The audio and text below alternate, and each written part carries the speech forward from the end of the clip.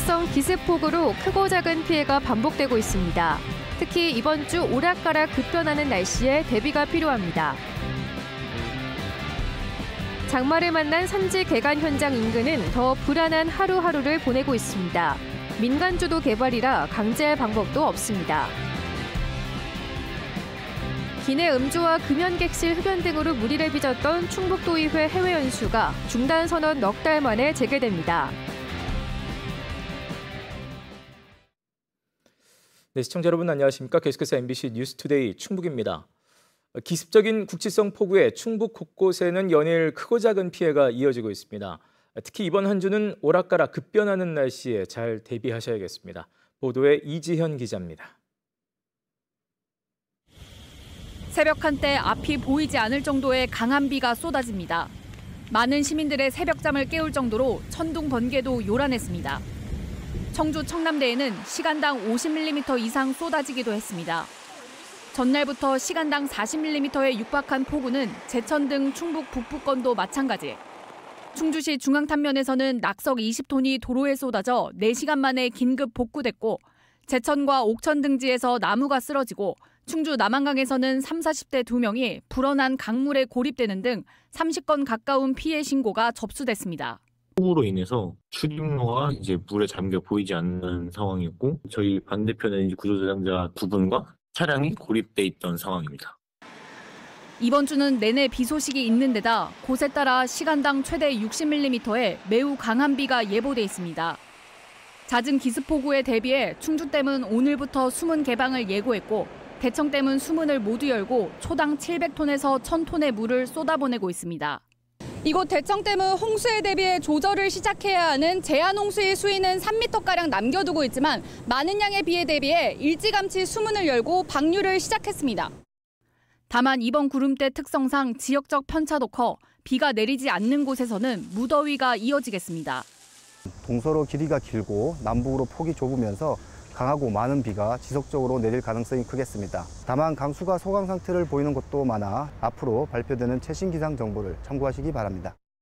청주 기상지청은 강한 비가 내리는 곳에서는 순간 최대 풍속 시속 70km가 넘는 거센 바람까지 불겠다며 안전에 각별히 유의할 것을 당부했습니다. MBC 뉴스 이지연입니다. 장마철 걱정 중 하나는 집중호우로 집안이 약해져 토사가 흘러내리거나 산사태가 발생하는 일입니다. 이런 사고에는 특히 인명피해가 예상되지만 정작 개인이 개발 행위를 하는 곳에는 손쓸 방법이 없다고 합니다. 이승준 기자가 전해드립니다. 천등산 아래 충주시 산청면의 한 마을. 마을 뒤 작은 동산 하나가 사라졌습니다. 지난해 10월부터 임야를 농토로 바꾸는 개간 사업 중입니다. 석축을 쌓고 차수막을 덮긴 했지만 곳곳이 불안해 보입니다. 최근 내린 비로 경사로가 패이거나 무너져 내렸고 석축 사이사이는 제대로 채워지지 않았습니다. 그나마 하단부는 석축을 쌓았지만 윗부분은 그대로 드러나 있습니다. 토양이 대부분 마사토로 조금만 비가 와도 흘러내리기 일쑤입니다.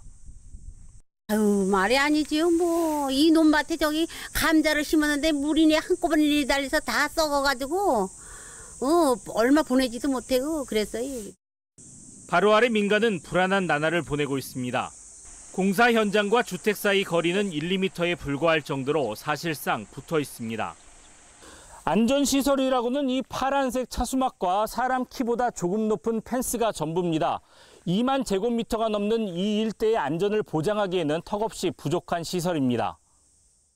불안하고 잠을 못 자겠어요. 흙도 내려오겠고 돌덩이 굴러오고 그럴까 봐 불안스러워서 잠을 못 자요.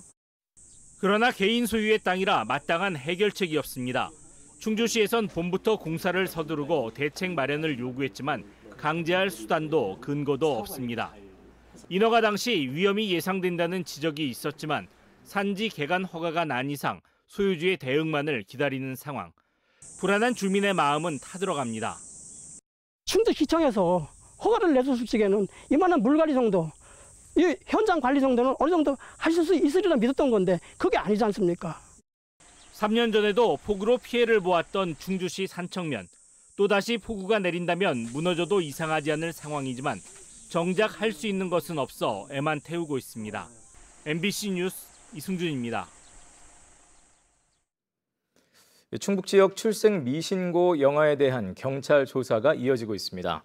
충청북도 경찰청은 충청북도에서 의뢰받은 46건 가운데 11건은 종결하고 지금까지 3건을 수사로 전환해 조사하고 있다고 밝혔습니다.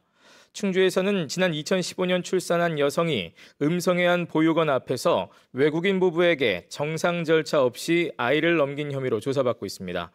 또 음성에서는 2년 전 출산한 아이를 베이비박스에 두고 왔다는 미혼모의 진술에 따라 아이의 소재를 파악하고 있습니다. 앞서 청주에서는 인터넷으로 알게 된 사람에게 아이를 넘겼다는 친모에 대한 조사가 이루어지고 있습니다. 미성년자 성매매 혐의로 수사 중인 충북교육청 소속 공무원에게 기소유예 처분이 내려졌습니다.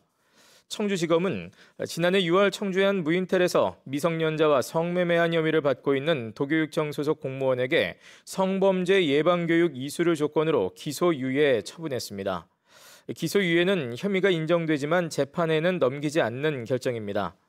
충북교육청은 직위해제 상태인 해당 공무원을 징계위에 회부할 예정입니다. 충북도의회가 해외 연수를 중단한 지 넉 달 만에 다시 해외 연수 재개 움직임을 보이고 있습니다. 제도를 보완해서 해외 연수를 가겠다는 것인데요.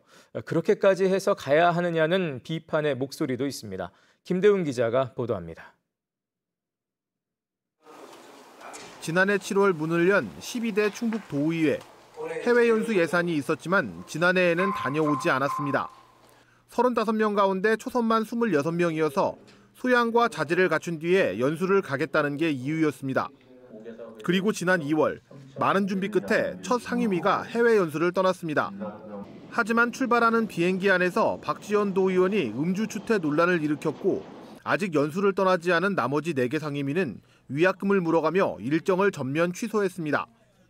이미 무리가 생긴 건 사실이고 그거에 대해서 이유를 떠나서 저희 입장에서는 저희가 자숙하는 모습은 필요하다고 생각해요. 충북도의회가 넉 달여 만에 다시 해외 연수를 재개하기로 했습니다. 상임위별로 떠나는 기존 방식 대신 정책 과제별로 정하고 의원 전체가 아닌 관심 있는 의원들만 지원하는 방식을 시범 도입하기로 했습니다. 우선 저출산을 비롯한 2개 주제를 정해 독일과 프랑스 등으로 연수를 가는 방안을 검토 중인데 전문가 자문을 거쳐 확정할 예정입니다. 충북도의회는 논란이 있더라도 외국에 나가면 배워오는 게 있다면서 이번에는 결과로 보여주겠다고 밝혔습니다. 나가보면 사실상 그래도 배우는 게 많습니다. 근데 제가 제일 좀 속이 상한 부분이 단체장님들 가시면 그거는 출장이고 우리 이렇게 의원들이 가면 꼭 이거를 외유로 보시더라고요. 넉 달 만에 자숙 기간을 끝내고 해외 연수를 재개하는 것에 비판도 적지 않습니다. 하반기에 관련 예산을 쓰려다 보니 충분히 검토하지 못하고 급하게 개선안을 마련했다는 겁니다. 행동에 대한 부분, 아주 기본적인 것도 제대로 되지 못한 상황에서 사실은 내용에 대한 것도 굉장히 형식적으로 바꾸는 것 아닌가라는 생각이 들고요. 지방의회가 해외 연수를 갈 때마다 비판받았던 건 하루 이틀이 아니었습니다. 외부 심사를 거치고 조례까지 만들어 사후 관리를 해도 외유성이라는 비판이 끊이질 않고 있습니다. 지방의원 스스로 자질을 갖추고 해외 연수 성과를 입증하지 못한다면 혈세 낭비라는 비판을 받을 수밖에 없습니다. MBC 뉴스 김대웅입니다. 정부의 수신료 분리징수 방침과 관련해 충북 28개 시민사회단체가 범시민대책위를 꾸리고 반대 목소리를 냈습니다.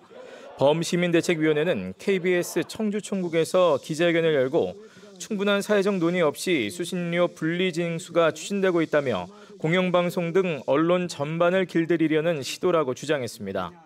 현재 공영방송 수신료는 전기요금에 합산돼 징수되고 있습니다. 앞서 방송통신위원회는 국민의 수신료 납부 선택권을 확보하겠다며 지난 5일 전기요금과 수신료를 분리징수하는 내용의 방송법 시행령 개정을 의결했습니다.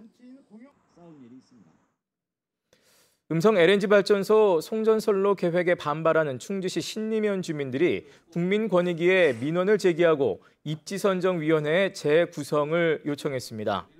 이들은 또 국가권익위원회에 민원을 제기한 상태라며 권익위 결과가 나올 때까지 입지선정위원회 진행 중단을 요청했습니다. 이에 대해 동서발전은 투명성과 객관성 확보를 위해 지역 주민이 참여하는 입지선정위원회를 운영 중이라며 사업 대상 지역이 신리면 전역으로 확대된 것은 선정위원회 결정으로 변경됐다고 해명했습니다. 또 충주 지역 산업단지에 안정적인 전력을 공급하기 위해 발전소 건설은 예정대로 추진한다고 덧붙였습니다.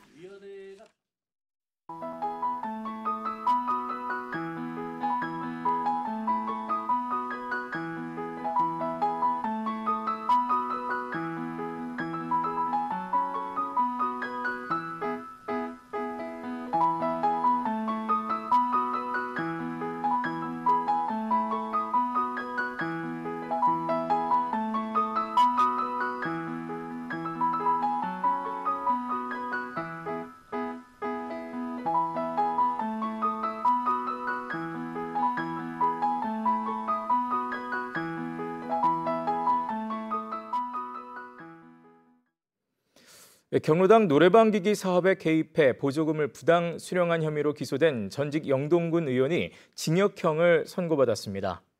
청주지법 영동지원은 사기 혐의로 불구속 기소된 전 영동군 의원에 대해 지위를 사용해 보조금을 받고도 범행을 부인하고 반성하지 않는다며 징역 8개월을 선고했습니다. 피고인은 현직 군의원 신분이던 지난 2019년 마을 경로당 노래방기기 설치 사업에 개입해 모두 80차례에 걸쳐 1억 7,500만 원의 지자체 보조금을 수령한 혐의로 재판을 받아왔습니다.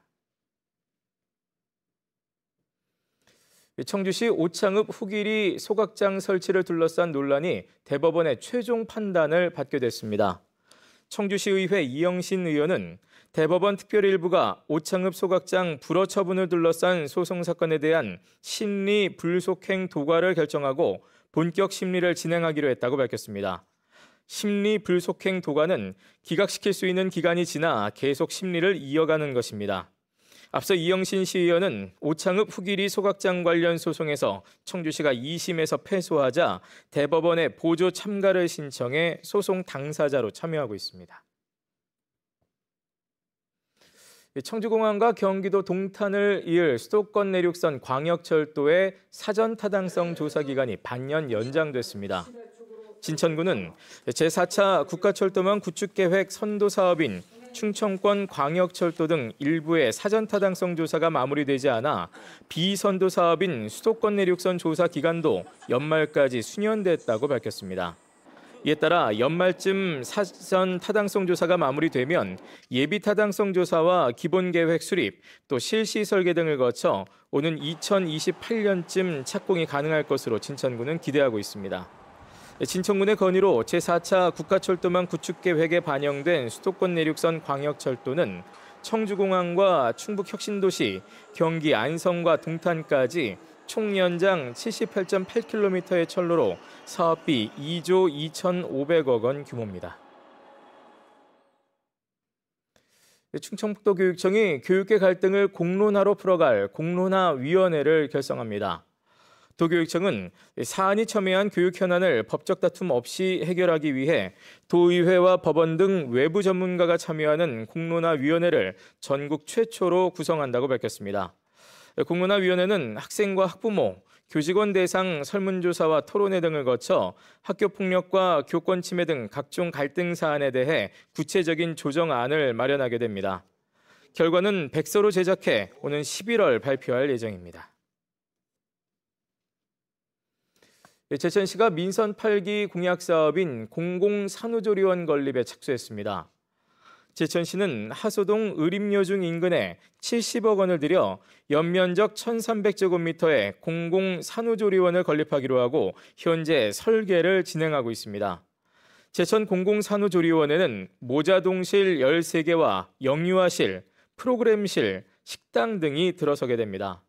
제천시는 내년에 건축공사를 시작해 오는 2025년 상반기에 개원할 계획입니다. 충주 삼원초등학교에 50m 실내 수영장과 노인건강복지관 등 복합시설 건립이 추진됩니다. 충주시는 충청북도교육청과 업무 협약을 맺고 복합시설 설치를 위한 국비 확보를 위해 공모사업 계획서를 제출하기로 했습니다. 학교 복합시설은 학생과 지역 주민이 함께 이용할 수 있는 시설로 실내 수영장과 노인건강복지관, 돌봄교실, 주차장 등입니다. 옥천에 청소년 어울림 공간이 들어섭니다. 옥천구는 대학타운형 도시재생 사업의 하나로 충북도립대 인근인 옥천읍 금구리에 내년 9월까지 88억 원을 들여 연면적 2,800제곱미터 3층 규모의 청소년 시설 창의 어울림센터를 건립하기로 하고 오는 17일 착공을 예고했습니다.